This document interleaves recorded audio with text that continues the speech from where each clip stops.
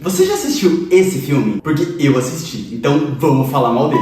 Eu tô aqui hoje vestido a rigor pra gente falar dele, O Palhaço.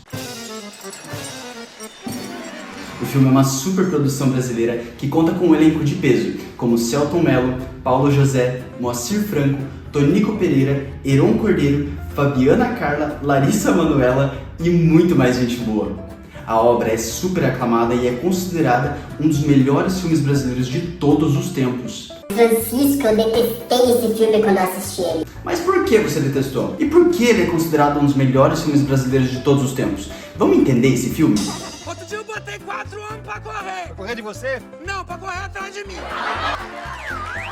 Então, pra gente entender, o filme tem como foco central abordar a vida de Benjamin, o palhaço Pangaré, que nesse filme é interpretado e vivido pelo também diretor do filme, o ator Selton Mello, que vive o dilema de achar que ele é um palhaço sem graça e de que talvez o circo já não seja mais o seu lugar. O filme não deixa claro a época literária em que ele se passa, mas por alguns elementos e alguns objetos que vão aparecendo no decorrer da história, a gente pode dizer que é algo entre as décadas de 70 e 80, como as vestimentas que eles usam, alguns automóveis que aparecem, entre outros elementos mais datados e de época que também aparecem, que me fizeram acreditar que ele se passe nessa época. O filme retrata esses cenários de cidades pequenas e interioranas que recebiam há um tempo atrás o circo como forma de alegrar a população e levar um pouco mais de diversão para essas cidades pequenas. E pela quantidade de pagantes que eles fazem questão de frisar no filme, a gente ainda consegue perceber que não são todos que têm acesso a esse circo.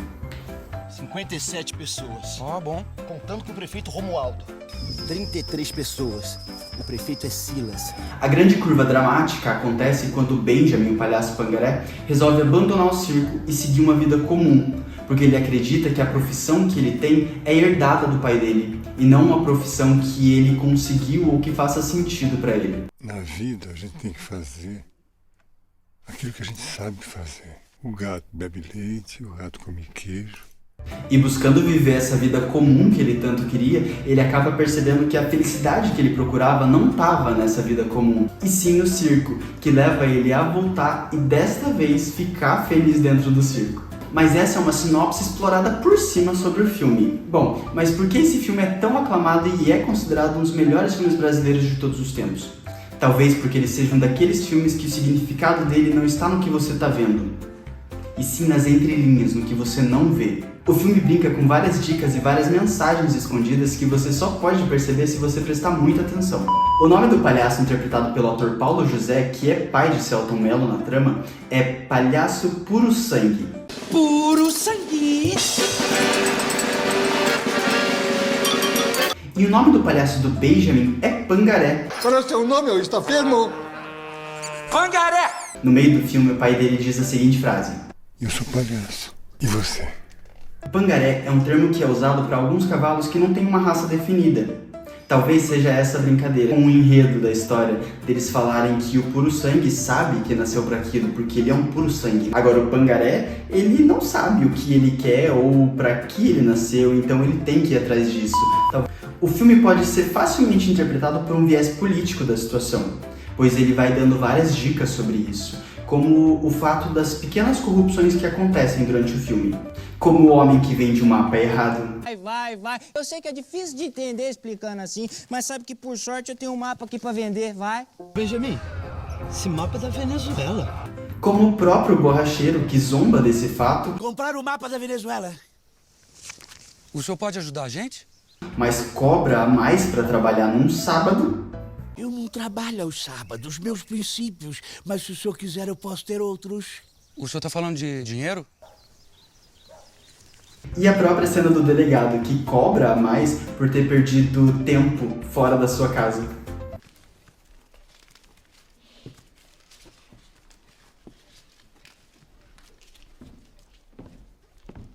Nicodemos, fecha a porta.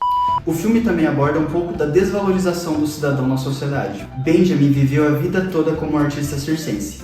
E para aquele mundo que era o único mundo que ele conhecia, tudo que ele precisava era de uma certidão de nascimento. Só tô com a minha certidão de nascimento. para ser considerado um artista circense ou uma pessoa, mas para a sociedade o reconhecer como um cidadão ou até mesmo para comprar, ele precisava de um registro geral, o nosso RG, ou de um cadastro de pessoa física e até de um endereço fixo, que no contexto do filme são formas de validação de um cidadão. O filme brinca de uma maneira muito subjetiva sobre essa questão da identidade, pois dentro do circo, Benjamin não sabe quem ele é. Então ele vai atrás da sua própria identidade, nesse caso pessoal. Mas ao decorrer do filme ele também é muito cobrado sobre a identidade física dele. Identidade, por favor. Identidade, CPF, comprovante de residência. Identidade, CPF, comprovante de residência. E no decorrer da história a gente percebe que ele só se encontra quando ele faz a identidade física dele, que é quando ele percebe que não é aquela vida que ele quer. Segundo o Wikipedia, entre os anos de 2011 e 2012, o filme concorreu em todas as premiações com um total de 29 indicações. E dentre essas 29 indicações, ele ganhou 25. Além de ter sido o filme escolhido para representar o Brasil na competição do Oscar de 2013. Mas ele acabou não sendo escolhido pelo Conselho Especial da Academia do Oscar e naquele ano de 2013, o ganhador de melhor filme estrangeiro foi Amor, da Áustria.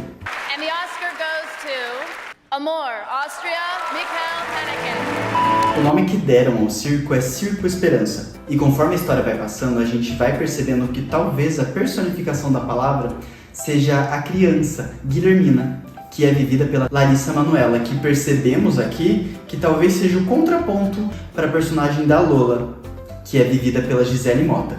Guilhermina surge como um contraponto em várias cenas de Lola, como aquela esconde dinheiro, ou aquela cospe fogo durante a apresentação na rua. E a cena mais notável é a cena em que Guilhermina ocupa o lugar de Lola no picadeiro, como a mulher mais corajosa do mundo.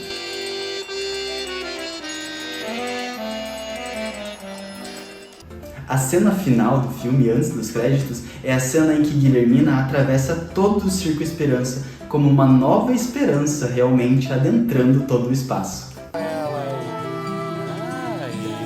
Bonito, né? O personagem de Benjamin, apesar de ser um palhaço, ele é muito introspectivo e várias vezes realmente sem graça. Você fazendo é meio serão, né?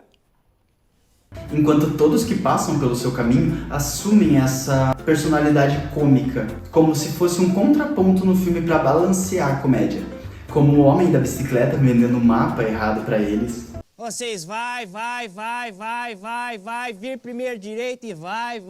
Como o borracheiro que tinha um irmão gêmeo muito esquisito, ou no mínimo uma dupla personalidade muito estranha. O senhor é o Beto? Não, sou o Beto. Vocês querem falar com o Beto, entendi. O Beto tá aqui? Não sei, não falo com ele há 15 anos. Vamos trabalhar? Quando você voltar, me lembra de não falar com você, seu doente. O delegado Justo contando uma história sobre a sua tia ter passado sarna pro seu gato. A minha tia Valquíria, ela teve sarna. E o meu gato pegou a doença.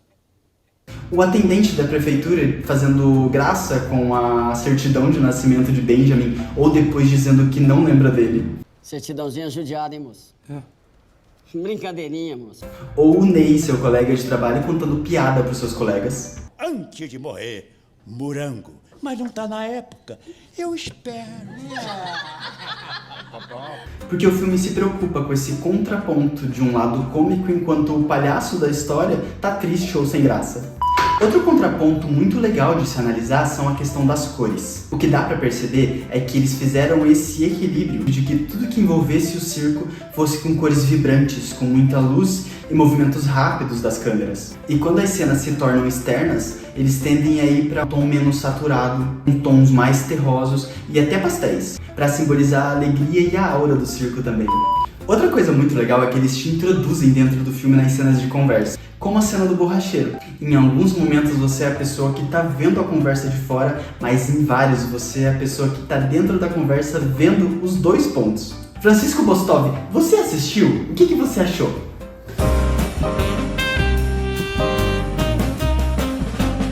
É um filme muito bom, diga-se de passagem, mas é um filme muito curto também, diga-se de passagem, que conta a história de um pangaré, o palhaço pangaré, que diga-se de passagem também, É um palhaço muito chato, que odeia tudo e a todos, não tem amigo, não tem namorada. É um palhaço muito sem graça, um palhaço baixo astral, mas que conforme o filme vai passando, vai achando os personagens bem legais, vai compensando ali toda a chatice dele. Selton Mello tem um desempenho maravilhoso como diretor e como ator, ele implora por um Oscar nesse filme, que não veio, infelizmente. É um filme que tem 1h18 de história, que podia ter mais 1 hora pelo menos pra gente conseguir criar conexão com diferentes personagens além do Pangaré. Porque nesse mesmo ano os cinemas estavam lançando Os Vingadores de 2012, que tem 2h30 de filme. E o Hobbit, que é outro blockbuster também, que tem 2h50 de filme. Então você me enfia o Pangaré durante 1h20 e conta a história de um palhaço triste que vai em busca de se reconhecer atrás de um amor. Quando ele percebe que esse amor infantil dele, que não tinha nada a ver, já é casada, ele volta correndo atrás de tudo que ele já teve um dia. Além do Pangaré, outro personagem que aparece bastante é a menina Guilhermina, que a gente não entende qual é dessa garota, que ela aparece como se fosse uma entidade no filme, ora sim, ora não, sem fala alguma. É inovador e revolucionário? Não, não é inovador e revolucionário. Mas durante aquela 1 hora e pouquinho de filme, que só tem isso infelizmente, é como se fosse um abraço quentinho da sua avó. Bom, aqui o que a gente já percebeu é que a mensagem do filme é de livre interpretação. E o que fica pra mim disso é se encontrar. Mesmo que pra isso você precise se perder pra se achar de novo. No filme nós temos um personagem que ele não sabe quem ele é e ele vai atrás de entender isso. Com isso ele procura se encaixar numa vida de cotidianos, fazendo documentos civis que até então ele não tinha, conseguir um emprego fixo, um lugar fixo para morar.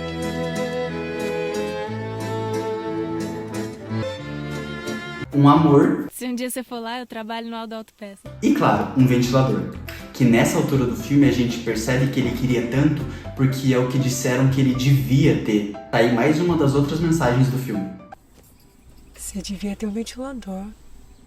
Porque o filme nos leva a acreditar com algumas cenas que a alegria que ele procura talvez estivesse nesses pontos. Como quando ele vê a alegria e, claro, o ventilador na casa do prefeito. Ou os casais apaixonados. Muita bolinha! E mesmo depois de ter tudo isso, inclusive o bendito do ventilador, ele percebe que a felicidade talvez esteja nos intervalos das coisas difíceis. Como o colega de trabalho dele contando piadas durante o horário de almoço do trabalho.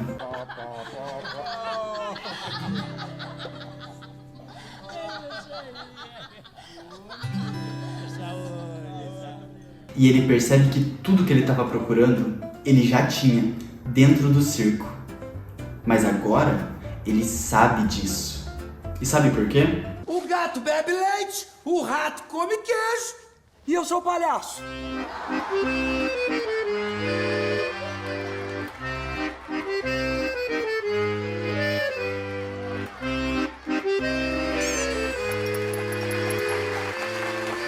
Fala a verdade. Agora esse filme tá muito mais legal, né? E aí, deu curiosidade de assistir? E você, já assistiu ele? Não esquece de curtir, compartilhar com o seu amigo que também gosta desse tipo de informação do cinema brasileiro e mundial. E se você já assistiu esse filme, conta aqui nos comentários, eu quero saber o que você achou dele. E o que você achou dessa minha análise do filme.